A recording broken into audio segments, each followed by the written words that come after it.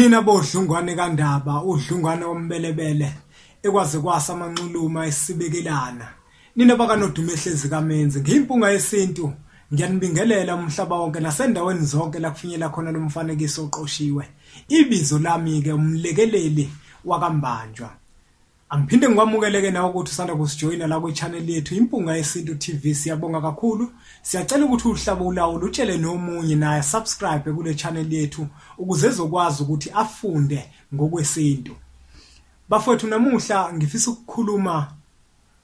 ngento ezothanda ukuthi ihluke mbijana kodwa ezosiza wonke umuntu obukele njengamanje ayikho bafowethu into enzima njenganokuthi wenze into embi komunye umuntu ayikho into embi njenganokuthi uthuke omunye umuntu uma wenza into embi komunye umuntu uthuke omunye umuntu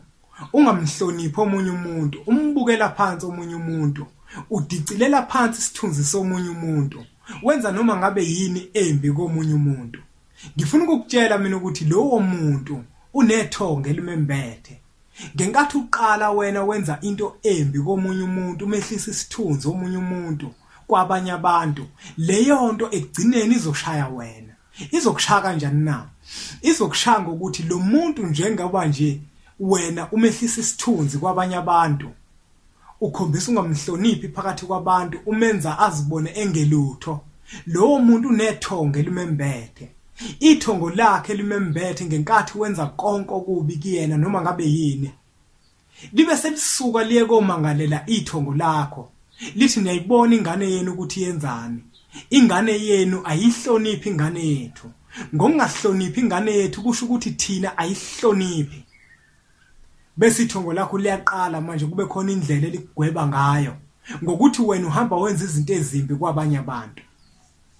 liqale manje ithongo lakho kufana ngabe liyakukhansela izinto ngesimo sokuthi selimangalelwe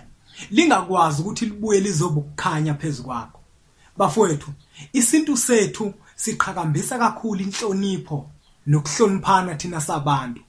nokuzwela nokuzwelana kuthina sabantu siqhakambisa kakhulu ukuthoba nokuthobelana thina sisodwa sabantu ngoba ukuthobelana kwethu nokuhloniphana kwethu nokuzwana nokuzwelana kwethu konke lokho bafowethu kuhamba kuze kofika ngisho emathongweni asembele mawuhlonipha omunye umuntu awugcini ngokuhlonipha yena kodwa uhlonipha ngisho ithongo elimembele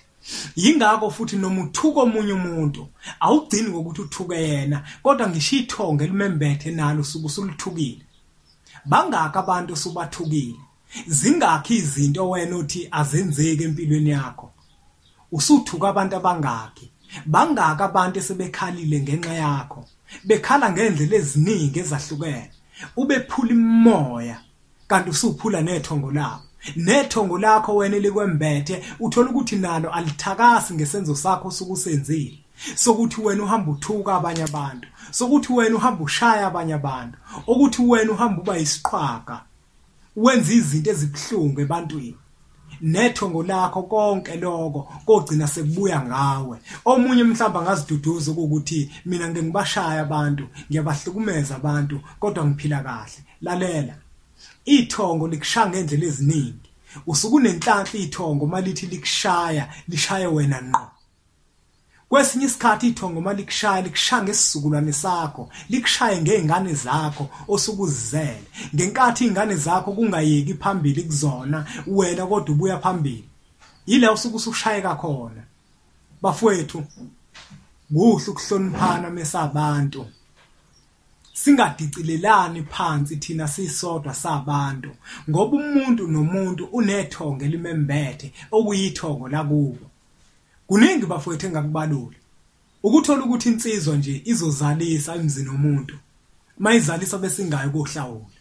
ngenkathi ungayi kohlawula ithongo labo kantomazane bese lizomangala ethongweni lakho bese ithongo lakho lithi hayi bonani nini ukuthi nenzani bese lela thongo labo kantomazane liphenduka isichitho phezukwakho usabathe uyayivula iminyango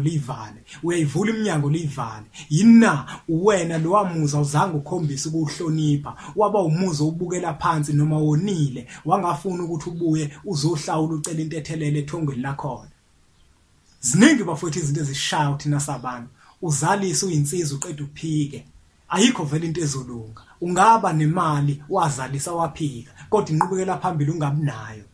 Uthola ukuthi kusasa izinto zakho ngeke zenzeka kahle ngendlela wena ofisa ngayo. Uthola ukuthi isizukulwane sakho soshayeka seshawa yicala lakho wena ohamba ulenzile.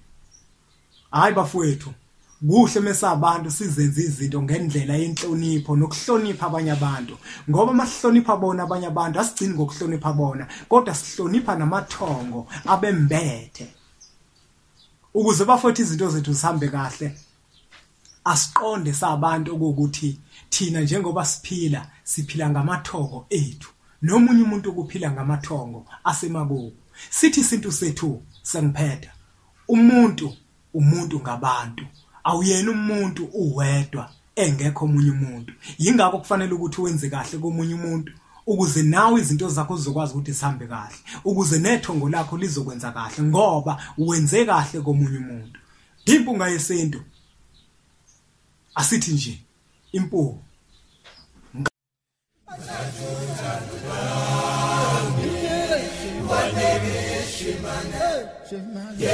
Shimane,